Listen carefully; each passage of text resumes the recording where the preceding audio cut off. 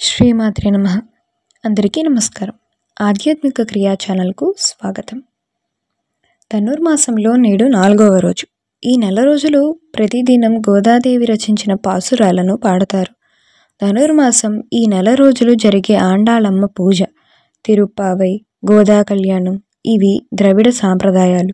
ధనుర్మాసం నెల రోజులు సూర్యోదయం సూర్యాస్తమయం సమయాల్లో దీపారాధన చేయడం వల్ల మహాలక్ష్మి అనుగ్రహం లభిస్తుందని పురాణాల కథనం. మహావిష్ణువుకు ప్రీతికరమైన ఈ నెల రోజులు వివాహితులు తిరుప్పావై పఠించడం వలన కోరిన కోర్కెలు తీరుతాయని నమ్మకం.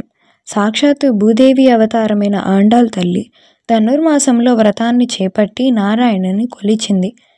విష్ణువుని కొలిచి రంగనాథుణ్ణే భర్తగా పొందింది కనుక ఆండాళ్ రచించిన దివ్య ప్రబంధమే తిరుప్పావైలోని పాసురాలను రోజుకొకటి చొప్పున పఠిస్తూ శ్రీ మహావిష్ణువుని కొలిచిన వారికి కొంగు బంగారమని శాస్త్రాలు చెబుతున్నాయి. ఈరోజు ధనుర్మాసంలో 4వ రోజు. 4వ పాసురం మరియు దాని అర్థాన్ని తెలుసుకుందాం.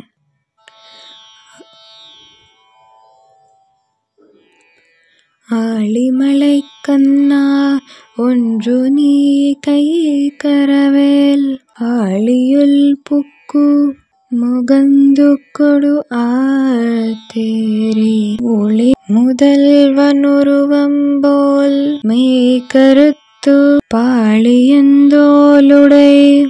பற்பனாபன் கையில் ஆழிப்போல் மின்னி பழம்பொறி போல் நின்றதிருந்து தாழாது சங்கம் உதைத்த శరమலை போல் வாழ உலகினில் பெய்திடாய் நாங்களும் மார்கழி நீராட மகிழ்ந்து ఏలోరంబావాయ్.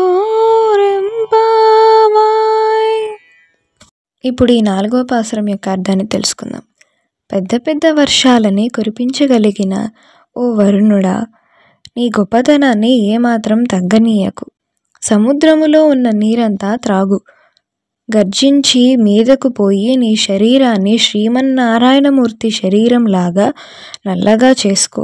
నీ నుంచి వచ్చే మెరుపులు ఆ భగవంతునికి కూడా చేతి యందుండు చక్రములలాగా మెరవాలి. నీ ఉరుములు ఆయన ఎడమ చేతి యందు ఉన్న శంఖముల్లాగా గర్జించినట్లుగా ఉండాలి. నువ్వు కురిపించే వర్షధారలు ఆయన చేతి యందు ఉన్న విల్లు నుంచి కురిసిన బాణముల వలె ఉండాలి. నువ్వు కురిపించిన వర్షముల వలన లోకములలో అందరూ సుఖముగా ఉండాలి.